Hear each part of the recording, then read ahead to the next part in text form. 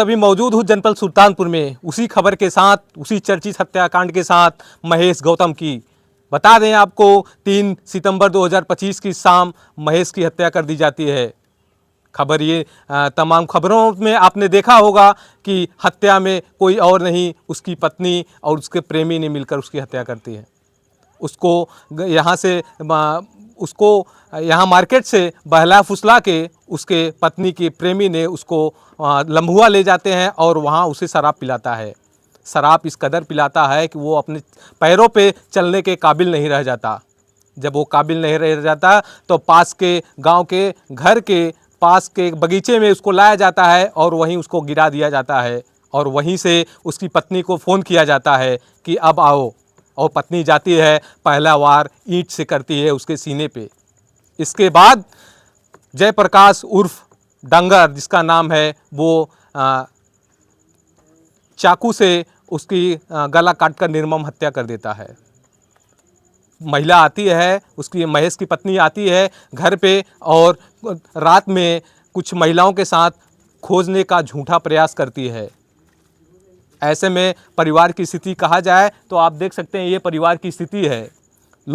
तमाम लोग चल के दूर दराज से, देश से, प्रदेश से, दूसरे ज़िले से आकर मदद कर रहे हैं।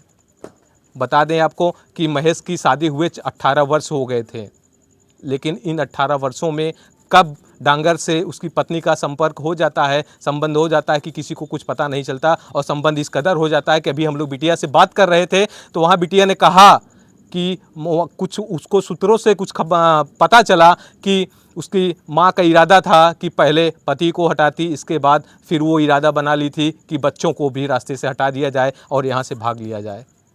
ऐसे में परिवार के बच्चों की स्थिति आप देख सकते हैं। एक 15 से 16 वर्ष की सबसे बड़ी बिटिया है, इसके बाद 6 साल की एक बेटी है और 4 साल का एक बेटा है। जो लोग जहाँ से सुन रहे हैं वो लोग वहाँ से इस परिवार की मदद करने के लिए, इस बच्चों की मदद करने के लिए आ रहे हैं। आप देख सकते हैं हम उसी गांव में हैं, उसी घर में हैं। आप लोग देख रहे हैं मदद करने वालों का तांता लगा है।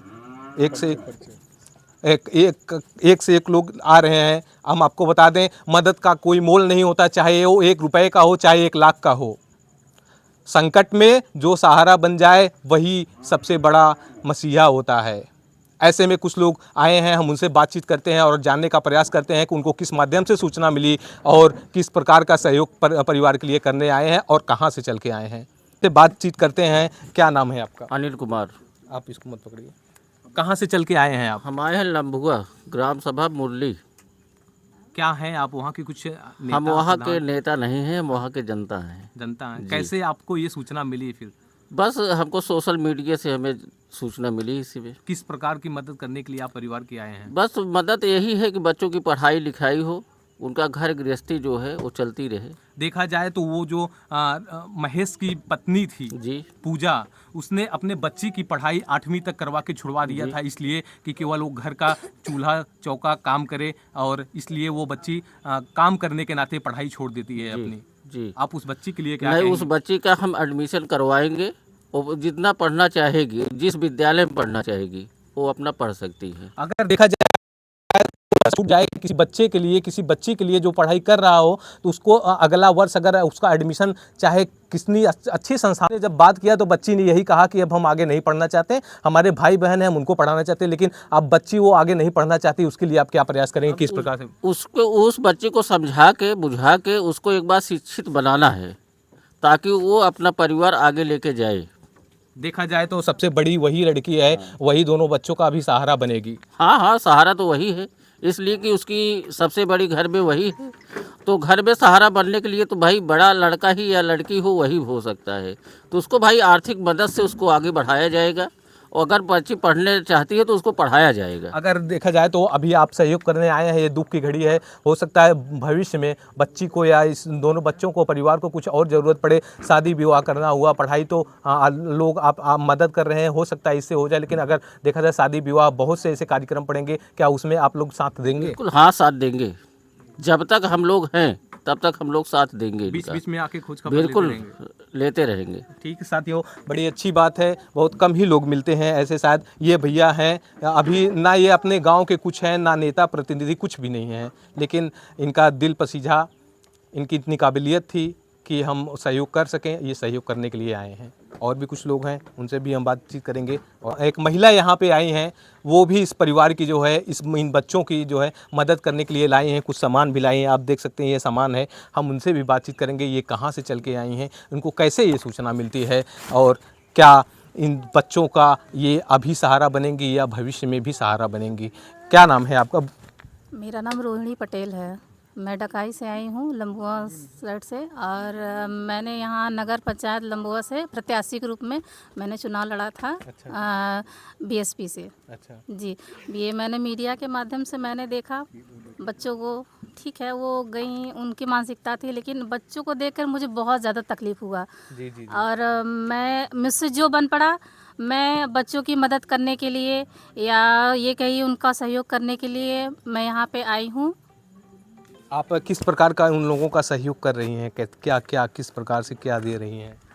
भाई देखिए, हमारी सहयोग का तो कोई मोल नहीं होता, लेकिन फिर भी हम जानना चाहेंगे, चाहे दुख की घड़ी में चाहे 1 रुपये का ही सहयोग कर दिया जाए, चाहे 1 लाख का कर दिया जाए, दुख के घड़ी में जो सहयोग कर दे वही एक मसीहा है। उससे बड़ा कुछ और नहीं हो सकता है, चाहे आप जितने का सहयोग। लेकिन हम जानना चाहेंगे आप किस प्रकार का क्या क्या सहयोग कर रही हैं? जी, मैं यहाँ पे आप कुछ कपड़े वगैरह हैं, कुछ फल वगैरह हैं, और मैं यहाँ पे इन बच्चों को बस छोटी सी धनराशि है 20,000 की। मैं इन बच्चों को अपने तरफ से अथक प्रयास कर रही हूँ कि मैं इन बच्चों को थोड़ा थोड़ा मदद करती जाऊँ। देखिए साथियों, बता दें सहयोग का कोई मोल नहीं होता। अरे ये जो मैम आई हैं 20,000 का सहयोग दे रही हैं। 20,000 देखा जाए तो कोई मामूली धनराशि नहीं होती है। अगर देखा जाए तो कोई प्रतिनिधि जो है, बड़े प्रतिनिधि भी अगर आते हैं तो वो भी उनके लिए भी ये बहुत बड़ी बात होती है 20 रुपये की, लेकिन 20,000 की। लेकिन ये मैम 20,000 रुपये का सहयोग कर रही हैं। आप देख सकते हैं ऑन कैमरा, ये चेक पे साइन कर रही हैं। आप हम बहुत बहुत अपनी तरफ से, अपने चैनल की तरफ से इनको बहुत बहुत धन्यवाद देते हैं और इनसे आगे की जानकारी चाहते हैं। कहते नहीं, मैं प्रचार करने नहीं आई हूँ। मैं सिर्फ मोबाइल से देख करके मैं अपने मन की बात भी कुछ कहना चाहती हूँ। मैंने इनसे बोला मैं कुछ कहना चाहती हूँ कि ठीक है, आपको जो कहना है। मैं यही कहना चाहती हूँ, इस छोटी छोटी धनराशि से इन बच्चों का बहुत ज़्यादा साल भर, 2 साल, 3 साल, 4 साल बस मदद होगा। ठीक है, जिस तरह से हमारे आसपास के नेता है, जिले के जो लोग भी आ रहे हैं, पूंजीपति हैं, व्यवसायी हैं, वो लोग मदद करने के लिए यहाँ पे आ रहे हैं, है ना। तो बाकी तो सब ठीक है।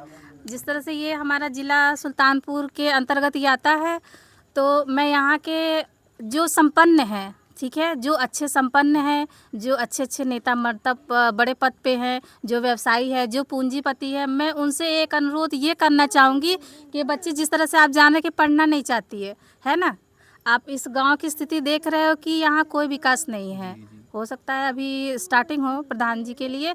मैं उन प्रधान जी से भी मैं अनुरोध करना चाहूँगी हाथ जोड़ के कि जो सहयोग मिल रहा है, सहयोग तो आप लोग करिए, लेकिन कुछ ऐसा करिए ताकि ये बच्चा, कहते हैं ना, इसको ये न लगे कि मैं मदद ले रही हूँ। बच्चा जैसे जैसे बड़े होगा, मैं किसी के ऊपर डिपेंड ना हूँ, है ना।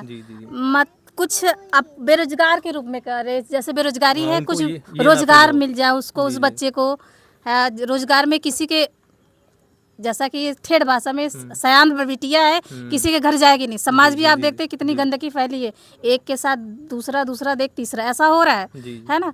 तो कुछ ऐसा रोजगार मिले इस गांव की औरतों को भी, आसपास के लोगों को भी, जो बच्चा घर पे बैठ के रोजगार कर सके। रोजगार में ऐसा कोई बड़ा बड़ा पूंजीपति तो आएगा नहीं करने, जैसे पेन पैकिंग हुआ, या फिर माला हुआ, आर्ट ऑफिशियल हुआ, या फिर फाल पीको सिलाई, इस तरह के बहुत से रोजगार हैं, छोटे छोटे रोजगार। मैंने ये बात अपने कन्वर्सिंग में भी कही थी, चुनाव प्रचार में भी, कि मैं अपने तरफ से ये कोशिश करूँगी जो गांव की औरतें हैं उनको कुछ ऐसा रोजगार मिले जो उनके हाथ में आर्थिक स्थिति जो अपनी होती है, छोटी छोटी चीज़ें होती है, वो पति से न मांगे, अपने बच्चों की ज़रूरतें, खुद की ज़रूरतें पूरी करे। अब ये बच्चा, मुझे नहीं लगता कि हमेशा कोई तत्पर रहेगा, किससे कहने जाए, किसके पास फोन लाने जाएंगे, है ना।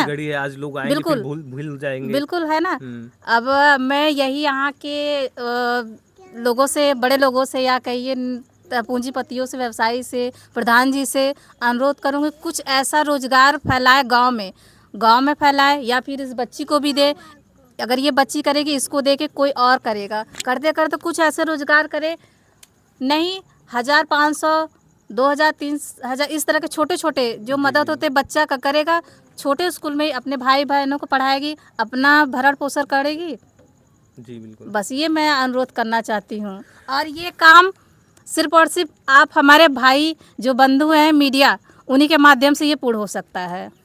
साथियों, ये मैम का कहने का तात्पर्य ये है कि गांव में आजकल महिलाएं और बच्चे बच्चियां सभी लोग इतने शिक्षित और जानकार हैं कि वो अपनी रोज़मर्रा की ज़िंदगी जीने के लिए या आगे अपना जीवन यापन करने के लिए खुद सक्षम हैं।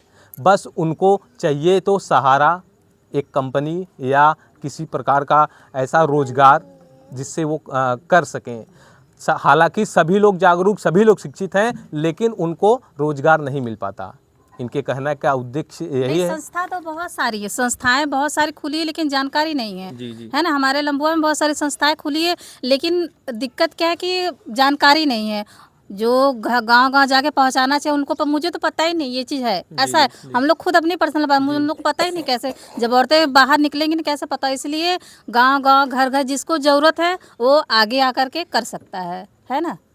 साथियों, इनका कहने का उद्देश्य यही था, लोगों को ये एक प्रकार से ये जान लीजिए कि ये यहाँ आज पहुँचे हैं और ये बहुत बड़ी बात है इस गांव के लिए, इस गांव की महिलाओं के लोगों के लिए, कि ये जागरूक करने पहुँचे हैं कि आपके लम्हुआ में भी कुछ ऐसे कंपनियाँ, फैक्ट्रियाँ या कुछ ऐसे रोज़गार हैं जिनको करके आप जीवन यापन कर सकेंगे।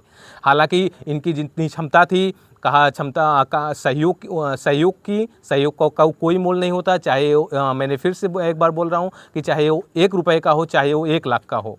हालांकि इनकी जितनी क्षमता थी, बहुत बड़ी क्षमता मैं तो कहूँगा कि है, इन्होंने जिस प्रकार से सहयोग किया है, लेकिन इनकी सबसे बड़ी ये जो सोच विचार है, जो महिलाओं को ये जागरूक कर रही हैं कि आपके लम्हुआ में, आपके आसपास कहीं ना कहीं कुछ ना कुछ ज़रूर रोज़गार मिल जाएगा। और है, इसको लोग जान नहीं पाते हैं, पहचान नहीं पाते हैं।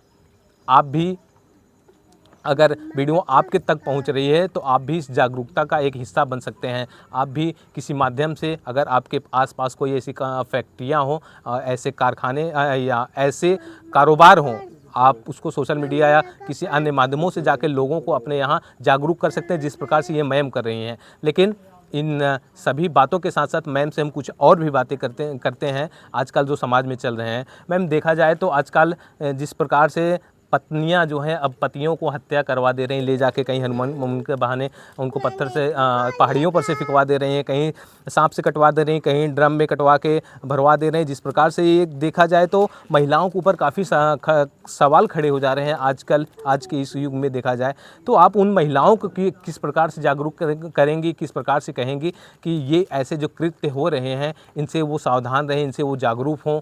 क्योंकि कहीं ना कहीं देखा जाए हमारे समाज में अब महिलाओं को लोग उस नज़र से नहीं देखते हैं कि कहीं ना कहीं सब लोग अपने अपने दाम्पत्य जीवन में कहीं ना कहीं शक लोगों को पैदा हो रहा है, जिससे खटासें हो रही हैं। आए दिन ये सब देखने को मिल रहा है। देखिए, इसका दूसरा मुख्य कारण तो ये खुद ब खुद मोबाइल या सोशल मीडिया का है। कुछ लोग अच्छे तरीके से प्रचार करते हैं, कुछ लोग बुरे तरीके से प्रचार कर रहे हैं। जैसा कि आप लोग यूट्यूब में देखते हैं, जो अभद्रता होती है उसे बिल्कुल तरह से बैन कर देना चाहिए, ठीक है। और दूसरी चीज़, अगर कोई ऐसा कृत्य कर रहा है तो जो हमारे आसपास के बच्चे, बड़े बूढ़े जवान, हमेशा इस चीज़ के लिए सावधान रहना चाहिए कि उसको ज़रा सा भी डाउट हो, वो तुरंत आकर के किसी चाहे पुलिस से, चाहे अब तो सुविधाएं मिली हैं, नंबर मिलाता है इंसान, तो इंसान सावधान रहना चाहिए। ऐसा नहीं एक देख करके दूसरा, दूसरे से देकर तीसरा।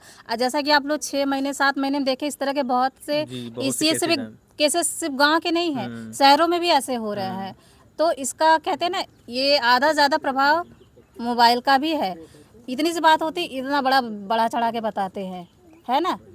तो करते हैं लोग, लेकिन उसको देख के कहते हैं ना, उसने किया मैं भी ये करूँगी ये काम, तो ऐसा कुछ होता है। तो जो महिलाएं ऐसा की हैं, मैं उससे अनुरोध करना चाहिए, या फिर ऐसा जो भी अपनी मानसिकता को बदलिए, ठीक है। ऐसे हमारा समाज जो है ना खतरे में जा रहा है। जो हमारे समाज की जो पीढ़ियां हैं आगे बढ़ेंगी, एक देख करके दूसरा वही सीखेगा। इसीलिए ये कोई और आके नहीं सुधारेगा, ये हमें सुधारना है, आपको सुधारना है। जो हमारे आसपास के लोग, इसको सिर्फ सुधारने का काम सिर्फ हम लोगों का है ना। ये सिर्फ किसी एक गांव शहर की ये दिक्कत नहीं, ये हमारे देश की समस्या है। एक को दे करके दूसरा ये काम करता है। इसीलिए आप इसका सिर्फ एक ही समाधान है, आप लोग सावधान रहिए, समझदार रहिए और सतर्क रहिए।